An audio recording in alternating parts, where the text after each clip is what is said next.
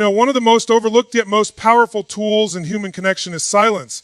When someone doesn't reply, when they pull back, when they ignore you, the instinct for most people is to panic, to send another message and then another, to chase, to demand answers. And all that energy, all that chasing, it communicates one thing: needness. It tells the other person, you have the power.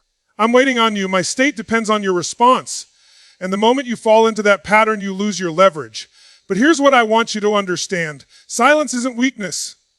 Silence is strength. Silence is not the absence of communication. It is a form of communication. And in many cases, it's louder, sharper, and more impactful than words. When someone doesn't reply and you stop responding, when you don't jump to fill the void with desperate energy, you're not just being quiet, you're sending a message. That message is, I don't need you to validate me. I'm grounded. I'm in control. But think about this from a psychological perspective. Human beings are wired to notice contrast. If you flood them with attention and energy, they adapt to it. They take it for granted. But when the energy disappears, when the noise drops into silence, the brain lights up. It begins to ask questions. Wait, what happened? Where did that attention go? Why aren't they chasing me anymore? Suddenly, the silence becomes louder than any words you could have spoken. Now, some of you may be thinking, but Tony, doesn't silence mean I'm giving up? Doesn't silence mean I'm letting them win? No, silence doesn't mean surrender. Silence means you're reclaiming your power. You're creating space for curiosity to grow. You're allowing them to feel the absence of you instead of drowning them in your presence. Let me give you a metaphor. Imagine music without pauses. Imagine a song that's just one long, endless stream of noise. It would be unbearable. What makes music powerful isn't just the notes, it's the spaces between the notes. It's the silence that gives rhythm, depth, and meaning to the sound. In the same way, silence in communication gives weight to your presence. It makes the other person notice the rhythm, your absence. And here's the deeper layer. On a philosophical level, silence is about mastery of self, because the need to always respond, to always chase, comes from fear. Fear of being abandoned, fear of not being enough, fear of being forgotten. But when you can sit in silence, when you can resist the urge to fill the void, you're demonstrating, none but just to them, to yourself, that you are bigger than those fears. You are not ruled by someone else's attention. You are not defined by someone else's response. There's incredible freedom in that. When you realize you don't need their reply to feel complete, you break the chains of emotional dependency. And ironically, that's what makes people lean in. Because human beings are drawn to confidence. They're drawn to certainty, and silence, when used with intention, is the ultimate display of certainty. But let me be clear, silence isn't about playing games, it's not about manipulation, it's about alignment. If you're sitting there in silence but your heart is screaming, please reply, then the silence is empty, it's just suppression. The real power of silence comes when it's backed by truth, when you truly embody the mindset. I am whole, I am enough, and if you don't reply, that's okay, my life moves forward. That's when silence transforms from passive to powerful. And the beauty of it is, the more comfortable you get with silence, the more powerful your eventual words become. Because you're not speaking from a place of reaction, you're speaking from a place of choice. You're not trying to fill the air.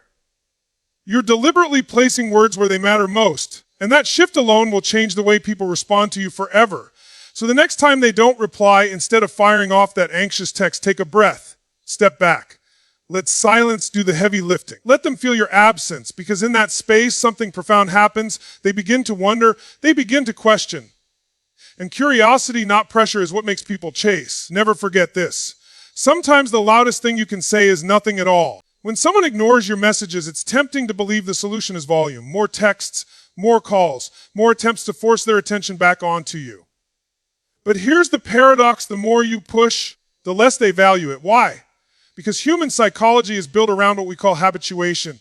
The more exposure you give someone to something, the more they adapt, the less impact it carries. A constant stream of messages loses its power. It becomes background noise. And what do people do with noise? They tune it out. This is why one impactful message carries infinitely more weight than a dozen desperate ones. It's not the quantity, it's the quality. It's the intentionality.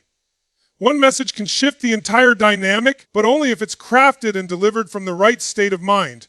You have to remember, communication is not just about words. It's about energy. It's about what you're transmitting beneath the words. If your energy is needy, if your energy says, please notice me, please validate me, no matter how clever your phrasing is, they'll feel the weakness behind it. But when your energy is grounded, when your words carry calmness and detachment, suddenly that one message lands differently. It doesn't feel like begging, it feels like truth. And this is where psychology steps in. Human beings are deeply influenced by something known as the scarcity principle. We value what we fear losing. We desire what feels limited. That's why luxury brands don't mass produce just billions of their top items. They keep it scarce so it feels special. Now apply that same principle to your attention. If you give it endlessly, it loses value. But if you withdraw and only give a small dose, a single impactful message, suddenly that attention feels scarce. It feels precious. And people start to crave it again. Think about relationships you've had. Because someone flooded you with too much, didn't it start to feel overwhelming, even suffocating? And yet, when they pulled back, when they gave just enough to spark your curiosity, didn't your mind start turning? What do they mean? Why did they say that? Where do we stand? That's the power of one intentional message. It doesn't close the loop, it opens it. It plants a seed that keeps growing in the other person's mind. Now, here's the philosophical layer to this. Words have always carried power, but their power lies in restraint. Great leaders, great thinkers, but great communicators, they don't speak endlessly. They drop statements that live inside you, that echo. The same principle applies here. If you're always filling space with endless messages, nothing echoes. But if you deliver one, just one that's loaded with meaning, it reverberates inside their mind long after they read it. It's the difference between throwing a handful of pebbles into a pond versus dropping a single heavy stone. Pebbles create tiny ripples that fade instantly. One stone creates a wave that continues to move long after the impact. That's how you want your message to land, not as noise, but as a wave. But let me be clear here, the purpose of this one message is not to manipulate. It's not to play games. It's not about tricking someone into chasing you. It's about alignment with who you are. The message works because it reflects strength. It reflects clarity. It communicates without saying it outright. I'm not attached to the outcome. I see what's happening. And I respect myself enough not to chase. That authenticity is what makes it so powerful. The real power is not in the sentence itself. It's in the state you're in when you send it. If you're calm, centered, confident, your words carry weight. If you're anxious, desperate, fearful, your words collapse under the weight of your own need. And the other person feels that. This is why mastery of self always precedes mastery of communication. So when the silence has stretched long enough, when you've given them space to wonder, that's when you drop one message. Not 10. Not 20. One. Schleen. Detached. Something that doesn't beg for a reply, but instead awakens their curiosity. It's not about demanding attention. It's about reclaiming your presence. And here's the beautiful irony. When you stop chasing and you send just one powerful message, they often come running back with more energy than you ever expected. Because suddenly you've shifted the frame. You're no longer the one waiting. You're the one who commands respect. Never forget this. Sometimes the words you don't say matter most, but when you do choose to speak, one intentional message has the power to turn silence into pursuit. Now that we've talked about the power of silence and why one impactful message works, the question becomes obvious. What should that message actually say? This is where most people get it wrong. They think the goal is to explain themselves, to pour out their feelings, to justify their emotions. But here's the truth. Explanations rarely create attraction. Over-explaining kills mystery. It smothers curiosity. And when curiosity dies, so does the desire to engage. So the message cannot be long. It cannot be emotional in a begging way. It cannot scream, "Hey, please pay attention to me." Instead, it has to be short, confident, and layered with just enough meaning that it leaves the other person unsettled, curious, and maybe even a little regretful. Think about how human communication works. When someone says exactly what you expect, your mind shuts down. There's no new stimulation. But when someone says something that carries a different energy, something that's calm but slightly mysterious, your brain lights up. It can't help but replay it. It can't help but wonder what's behind it. That's why your message needs to break the pattern of predictability. Instead of writing, "Why aren't you replying?" which screams insecurity, you write something that flips the script. Something like, "It's okay, I get it now." Funny how silence says more than words. What happens in their mind when they read that? They feel the shift. Suddenly, they're not holding the power anymore. Suddenly, they're the ones questioning. Wait, what do they mean by that? Did I lose them? Are they walking away? Why are they so calm about this? And that curiosity drives them to respond. This is the formula: brevity, confidence, detachment, and just a touch of ambiguity. You're not insulting them. You're not begging. You're not even asking for anything. You're simply making an observation that carries weight. And that weight sits with them, forcing them to process it philosophically. This approach is rooted in the principle of contrast. When everyone else reacts with chaos, the person who responds with calm creates authority. Then when everyone else sends 5-paragraph essays, the one who drops a single, well-placed line stands out. That contrast makes you memorable. It separates you from the noise. And here's the deeper layer. You're not just sending a message to them. You're telling message to yourself. I don't chase. I don't over-explain. I don't lower my value by flooding someone with my energy. My presence is enough and one message carries it all. That act of restraint is self-respect in action. It's discipline. And disciplined communication builds dignity. Now, I want you to really picture this. Imagine 2 scenarios. In the first, you send 3, 4, 5 texts in a row, each one trying harder than the last to grab their attention.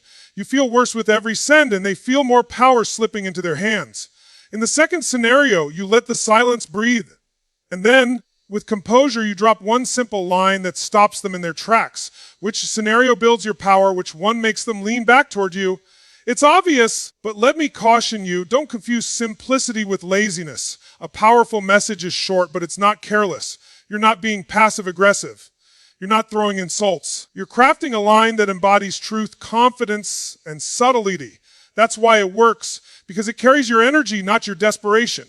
And here's something fascinating about psychology. But people don't always respond to what you say. They respond to how you make them feel. If your message makes them feel chased, they pull away. If your message makes them feel judged, they get defensive. But if your message makes them feel uncertain, curious, or even a little challenged, suddenly the balance shifts. You become the one they need to figure out. You become the puzzle they want to solve. That's the formula in action, a few words that leave them thinking for hours. It's not about volume, it's about impact. It's not about proving yourself, it's about showing restraint. Because it's not about control. It's about aligning with your own self, worth so deeply that your presence can be felt in a single sentence. So the next time you feel the urge to send 3 paragraphs, stop. Remember the formula: brevity, confidence, detachment, ambiguity. Craft one line that says, "I see what's happening, I accept it, and I'm still unshaken." That one line will echo louder than 1,000 desperate ones ever could. Because in the end, it's not the words themselves that make the difference. It's the energy behind them. And when your energy is rooted in confidence, even silence disguised as a sentence becomes magnetic. Never forget this. The right message isn't the one that forces a reply. It's the one that makes them realize they can't ignore you. When you understand silence, when you master the psychology of the one impactful message, when you know the formula of what to say and how to say it, something extraordinary happens. The dynamic flips. The energy shifts. Suddenly, you're no longer the one doing the chasing, you become the one being chased. And this is the real goal. Not to win them back through manipulation, not to force a reply, but to reset the balance of power so that you are no longer dependent on their response. Think about it. Most people live their lives begging for attention. They're so afraid of being abandoned that they throw themselves at anyone who shows the slightest interest. And what happens? They push people away, because the truth is, we don't value what chases us, we value what we have to chase. The human mind is designed this way. Desire is fueled by pursuit. And the moment you remove yourself from the role of pursuer and step in the role of prize, everything changes. Now, here's the key. You don't make this shift by pretending. You don't fake confidence. You don't play games.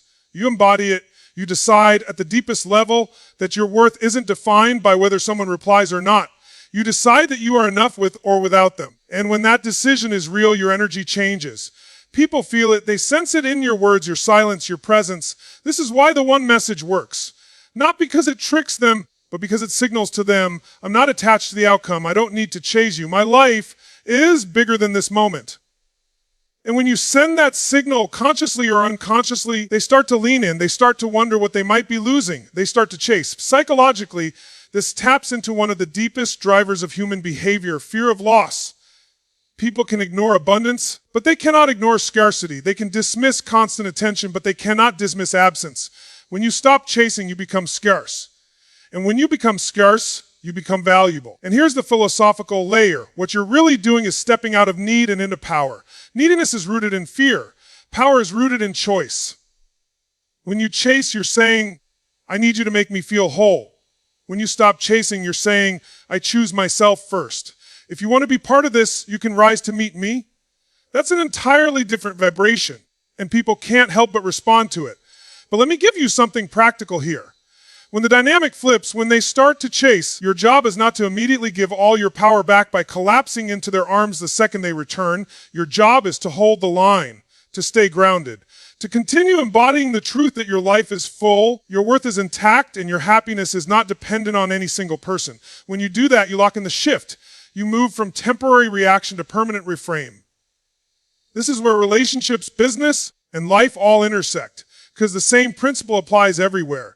In negotiation, the one who needs the deal least has the most leverage. In relationships, the one who radiates self-respect commands attraction. In life, the person who's afraid to walk away always holds the upper hand. It's not arrogance, it's alignment with truth. And the truth is, you were never meant to chase, you were meant to attract. Now, I know some of you might still feel resistance to this. You're thinking, but Tony, if I don't chase, what if they never come back? And my answer is simple. If they don't, then they were never truly aligned with you to begin with. And isn't that better to know now rather than wasting months or years chasing someone who doesn't value you? When you stop chasing, you filter out the wrong people and magnetize the right ones. You stop wasting energy on those who don't see your worth and start drawing in those who do. That's the real gift of this shift. It's not just about making one person chase you. It's about transforming who you are in every relationship, every interaction. It's about stepping into the role of someone who doesn't need validation to feel powerful. Someone who can walk away and still stand tall.